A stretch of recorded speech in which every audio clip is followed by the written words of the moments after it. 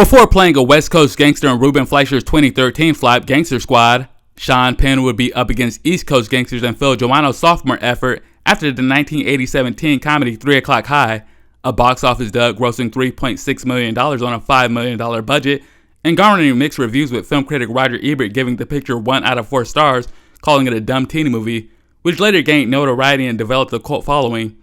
In contrast to more light-hearted fare like The Breakfast Club, Pretty in Pink, and Weird Science, its tone was more in tune with the Scorsese film, according to executive producer Steven Spielberg, who expected a Karate Kid-type movie instead. Director Joanou would draw another Scorsese comparison in the first and only script written by Dennis McIntyre, an award-winning playwright who passed away 7 months prior to its release due to stomach cancer at the age of 47. McIntyre's story is inspired by the Westies, an Irish-American gang that operated in New York's Hell's Kitchen, which happened to be the original title of the film. So the film opens on a St. Paddy's Day parade with music composed by the late great Oscar winner Ennio Morricone, the prolific Italian maestro behind compositions of the Dollar Trilogy and some of the best-selling scores of all time, including Sergio Leone's swan song crime epic Once Upon a Time in America and Roland Joffe's The Mission. But adhering to Irish ancestry, we're introduced to Terry Noonan, played by the bleeding heart liberal who'd win 2 Oscars without going full retard man. Noonan watches what was once the Twin Towers under the Brooklyn Bridge, and would later meet Sal's black-hating son from Do the Right Thing. Fucking niggas. The Bed-Stuy bigot big brother from the Spike Lee joint delivers a bag of guns to the star of Shanghai Surprise, and the two would go their separate ways. But the next time they meet, the tension becomes as heated and deadly as Madman Munt when Madonna's first ex-husband blasts Barton Fink and his compadre away. With Jesus Cantano, his amigo, presumably dead, Nice Guy Eddie's brother and his accomplice, DeMarco, flee the scene after a drug deal gone awry. But after a hard day's night of double homicide, the so-called double murderer is due for a pint as he meets Jackie Flannery, played by young Commissioner Gordon. At first, the two pretend to be strangers, but the childhood friends would later embrace each other in brotherly love. Let's hug it out, bitch. The pair would bond over the so-called double murderer, his accessory to so-called double murder, and loyalty to crimes and misdemeanors. Jackie would later boast about his big brother Frankie Flannery currently running the family business, and that business includes a frozen pair of hands that'll finger a dead man for a crime he couldn't commit. Hands up! The morning after beer and dismemberment, Terry would be reunited with Jackie and Frankie's uptown sister Kathleen Flannery, played by Penn's future ex-wife Claire Underwood. Apparently the two had a past as teenagers, and there will still be residual feelings there, imprinting. But from lovers to losers, we'll later meet a young Chet Rockwell by the name of Stevie McGuire, who previously played Penn's partner in war crimes and Brian De Palma's Casualties of War. But Dewey Cox's conflict is with some goonbots he's indebted to, as it's revealed he owes 8 stacks to a fellow named Jimmy Cavello. But soon the shakedown turns into a beatdown after the two ethnic gangs exchange some ethnic slurs as the Fighting Irish come to the defense of their low-life laddie. How do you like them apples? After saving their brethren from the eye ties, the Lucky Charms will see big brother Frankie Flannery, played by the mastermind behind The Truman Show and Snowpiercer. Anyway, the Westworld Westie invites Terry to his Jersey family home about becoming a made Irishman and joining the family business. But first, Frankie wants a CV on Terry's life after leaving the Bronx. Shooting Noonan tells tales of serving in the Marines, working in an oil rig in Texas, driving heavy machinery in Oklahoma, and even some business about a jackhammer in Wisconsin. But after the mob job interview, Frankie is more worried about Terry than little brother Jackie, as he recruits right-hand man Pat Nicholson to verify his story about the so-called double murder, as well as his co-star Fast Times at Ridgemont High and We're No Angels. Anyway, Terry would prove his loyalty to the family by committing a little thing called arson with Jackie while dashing through the inferno. But after escaping the blaze, Terry visits an old flame he can't extinguish, as he has another encounter with Princess Buttercup working as a concierge at a hotel. But love proves to be more powerful than money, as Jenny Gump leaves work to reminisce and rekindle their romance with a slow dance. Meanwhile, Frankie's Lieutenant Pat Nicholson investigates the story of Terry's unaccomplished accomplice, and it's up in the air as to whether or not DeMarco bit the bullet like his character in Beverly Hills Cop. Later, the gang shakes down a defiant barman who refuses to be bullied by the mob, but the mob does what the mob does best until Stevie stands up against their intimidation tactics, which will soon precipitate into a melee with Terry interfering with the barman brutality. They'll settle their differences outside as Frankie pledges allegiance to a mafioso associate named Borelli, which leads to Jackie questioning Frankie's Irish pride and Frankie mocking Jackie's maturity. You're a curse is what you are. I've been taking care of you my whole life. As for Noonan's subordination, he's given a stern warning about disrupting their elder abuse as Frankie threatens to lay down the law. But after emotions run high, Terry decides to unwind with some carnal knowledge as Kathleen and her ex-enamorado enjoy a late-night smash session, which is a relief from all the loan sharking, murder, and concierge work. But speaking of homicide, Stevie McGuire appears to be checking out after disrespecting Borelli's mob underling Jimmy Cavello, whose suit Stevie deliberately stained, which is not only an insult but a cardinal sin from the people whose country produced Gucci, Prada, Versace, and Armani. And for its crime of fashion, the luck of the Irish will run out on suit staining Stevie, who's really hitting it off with Cindy at the bar. Sandy, I'm sorry. Jackie delivers the inevitable news to Terry and Kathleen about the slit-throat slaying Stevie, who will later be swimming with the fishes as his younger brother Flannery suspects the eye ties are responsible for slaying mental midget McGuire. But Stevie won't be the only fool, as Kathleen blames Terry and the brothers Flannery for all the violence in the neighborhood, as she rejects being with a thug like her siblings, which just goes to show that not all women are attracted to dangerous dickheads. Soon, Terry and Jackie will attend the funeral. Not the funeral of that dumbass Stephen McGuire, but a productive member of society by the name of Mickey Cassidy, a kid from the neighborhood who became a cop that got dropped. At the ceremony, Will later learned that Bernie Birnbaum is also a pig who's alive and well after the homicide hoax. But the real-life cousin of Janet Soprano tells Terry about the actual murder of the fake murder witness DeMarco, where one can say he's down in the dumps. Garbage day! With the murders of a cop and the world's dumbest criminal, the infiltrating Irish-American would rather return to Boston and leave his undercover job than be a rat and pop the Wild Wild Westies. But Carmine Falcone guilt trips Noonie that he better nab Frankie onto something before more blood is on his hands. But he'll speak too soon when a jealous Jackie goes into a rage and beats the piss out of a guy talking to his favorite skank Irene. But to atone for his sins, Jackie is later found in a church drowning his sorrows in booze like a walking, talking stereotype. The Black Sheep brother mourns the loss of Stevie the village idiot and wants to canonize the deceased as a patron saint, which makes sense considering the sinner walks the same path of reckless degeneracy as Skeevy Stevie, the fashion faux pas failure. But the real saint around here is Kathleen, as she seemingly forgives Scary Terry as they try going for another passionate round of thug loving. But there won't be any gangster grinding going on as Noonan finally confesses to being a cop. I'm a cop, I'm a fucking Judas cop! And the tables have turned as Terry storms out on Sister Flannery and rides out on a job with Jackie as Pat keeps a watchful eye on the Judas. The Judas will be involved in another old-timer shakedown as Terry meets Rocky's trainer. The gray geezer recognizes the shakedown artist as Eddie Noonan's boy and how he and his father used to play cards together. But Terry couldn't care less about this old man talking about his old man until the Oscar-nominated octogenarian began snitching on Stevie's killers, only later to recant from incurring the ire from the Irish-American mob. But Burgess Meredith isn't the only codger afraid of talking, as a barman feigns ignorance about the night of the Stevie McGuire slaying. But Terry becomes really persuasive as the barman dimes out Frankie's right-hand man, leaving the bar with Stevie. Terry lets him off easy, of course, but a ruthless Pat Nicholson teaches the blabbering barman a hard lesson about snitching. By the way, who the hell brings a bat to a gunfight? If you want to handle some gun-toting douchebag in your bar, you gotta go the Joe Kidd route. That's how you do it, Mickey Mantle. But as the barman strikes out, so will Terry when Frankie tells Kathleen about the make-believe murders. Sister Flannery rushes to Terry to hear his version of the story as he clarifies the killings were staged. Although the shooting was as fake as everything in the game, the undercover ordeal is too real as Kathleen explodes into a fury about the fate of the brothers Flannery. You're a fucking liar! You shut up! But things would get even more real as a stain-free Jimmy Cavello walks into a bar that Jackie frequents. Some of the Goombas are confused as to what brother Flannery he is, and one of Cavello's men comes over to Jackie for confirmation.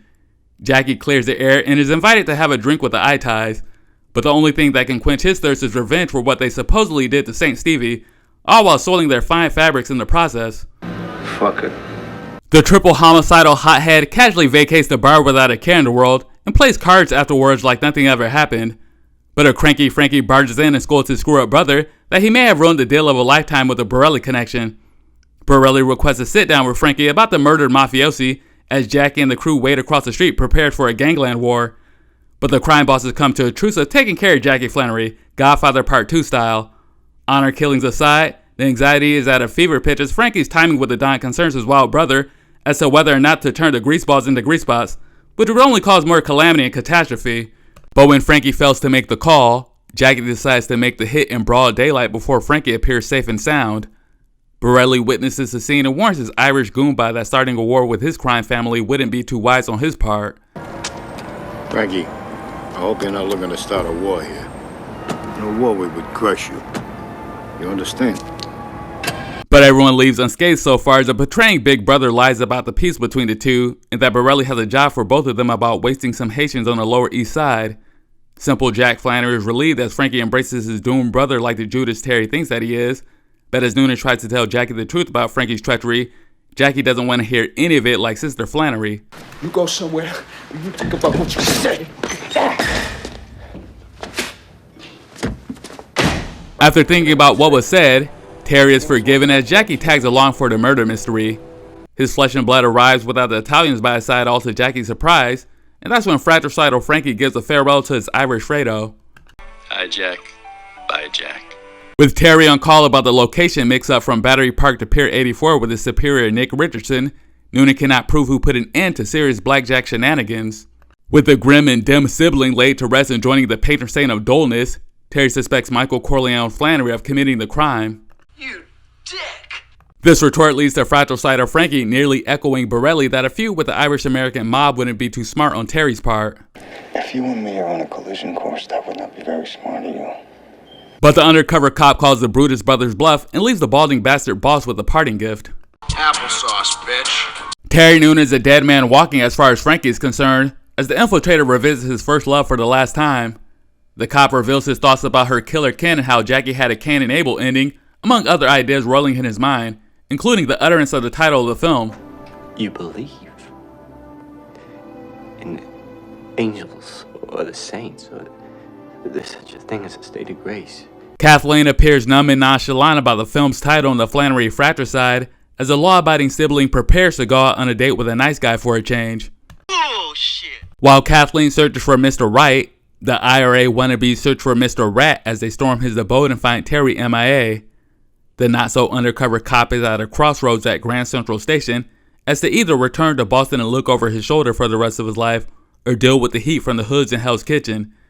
The day is St. Patty's Day parade of all days as Irish Donnie Brasco avenges the murder of his best friend Jackie Flannery, and as the movie began with some staged homicides, High Noonan prepares himself for the real deal as he boldly faces off against the crew in the final showdown.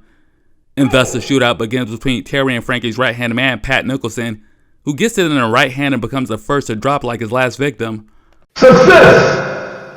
Next up, Shotgun O'Shaughnessy is up to the plate as he blasts away at the killer rat, only for Shootin' Noonan to return fire, killing Seamus O'Shoot-'em-up in another flawless victory. Success! With 2 kills and no injuries, things are looking pretty good for Terry, until Kill 'Em Kilpatrick wounds the party crasher in the leg. Failure! Which proves our hero doesn't wear plot armor like William Money in Unforgiven. Great movie, great shootout, but come on. Anyway, Bloody Terry gets on up like James Brown and kills Murder McGonagall. Another one. As Terry ducks for cover again thinking he's safe, Richie McDumbass comes downstairs and shows him he has another think coming, shooting him in the left arm. Failure! Richie even cracks a smile, thinking he's found a 4-leaf clover and becoming the savior of the crime syndicate. I'm doing it. I'm really doing it. But the Irish imbecile's Lucky Shamrock is a sham, as bungling Richie O'Numbnuts becomes the 4th fallen member of the Flannery crew. Another one. Now down to an arm and a leg, the final boss appears as Bloody Terry pulls off a gutsy move for a kill shot, even risking a gut shot as Noonan waits for the irate Irishman to run out of ammo and end the war that the crook said couldn't be won. And holy spicoli, he does it, putting the mob out of business by going for the head. Complete! With the Flannery crew defunct and departed, Terry slumps down in what seems to be a state of grace as a very single soul surviving Flannery sibling stoically stands in a crowd of happy faces. And like in one false move, the movie ends on the ambiguous notion of the critically wounded cop's fate before fading to black. And that's it. It's over. Though State of Grace bombed at the box office without a single award nomination, Phil Joanou's most acclaimed film is a refreshing departure from your typical Cosa Nostra mob story, as the late Dennis McIntyre adroitly sheds light on characters loosely based on Irish-American mobsters like Jimmy Coonan and Mickey Featherstone. Gary Oldman is superb as a loose cannon brother, and delivers a performance just as fantastic as other violent characters like Drexel Spivey and Norman Stansfield. Ed Harris is just as compelling as his villain character General Francis X. Hummel, and easily one of Michael Bay's best films. Sean Penn's performance as our conflicted hero is just as poignant and engaging as Danny Pac-Man McGavin, another cop character in Dennis Hopper's 1988 West Coast Police procedural Colors, and Robin Wright offers an earnest performance as the moral center torn between love and blood. But in spite of all this praise, the movie isn't without its flaws. My biggest nitpick is the continuity error of Frankie's fatal gunshot wound moving from the center of his forehead to just above the brow and returning to his original position. Another one is the awkward pregnant pause before Frankie kills Jackie. I get that it's a slow realization sinking into the foolish Flannery that he's been duped all along, but the shot probably would have been better as a slow-mo sequence than one in real time. But overall, the movie has its redeeming qualities. For example, my favorite scene is when Jackie brazenly kills the Italians in broad daylight and gives zero F's about the consequences, which will inevitably lead to his downfall. Now, I do have a slight quibble that 2 out of the 3 victims appear to have suffered non-lethal wounds, but it's such a badass scene followed by a badass line. Fuck it. As for my favorite line, it'd have to be this. It don't matter what a faggot cocksucker's from because he was dead. It's 15,000 the minute he takes his last breath. You bring me his motherfucking rat head, it's 30,000. I love how Frankie flexes his bravado while underestimating Terry's machismo, who stood his ground like the badass that Frankie imagines himself to be. You're a horrible shot. Another great line is this. Oh, would you fucking stop it? He's fucking retarded. Nothing personal, Richard. You're stupid. I wish every inept gangster was treated like this. From Vincent Vega in Pulp Fiction, Louis Gardner and Jackie Brown, these two in Lock, Stock, and Two Smoking Barrels, Cheese Wagstaff and Ziggy Sabaka in The Wire, as well as Brendan Fallone, Sean Gismonti, Matt Drinkwater Bevilacqua, and Jackie Aprile Jr. in The Sopranos. Kid was always a dumb fuck though, wasn't he? But altogether, I recommend watching this crime gem. Bolstered by Morricone's absorbing score, this overlooked mob film has depth with affecting performances and ends with an outstanding finale as one of the great shootouts of all time in my opinion. If you're interested in other Irish-American mob-related films, I recommend the Coen Brothers' Prohibition-era neo-noir Miller's Crossing, Sam Mendes' adaptation of Max Allan Collins' gangster graphic novel of the same name, Road to Perdition, and David Cronenberg's adaptation of John Wagner's gangster graphic novel of the same name, A History of Violence, another film that stars Ed Harris as an Irish-American crime boss. Well, that about does it for me.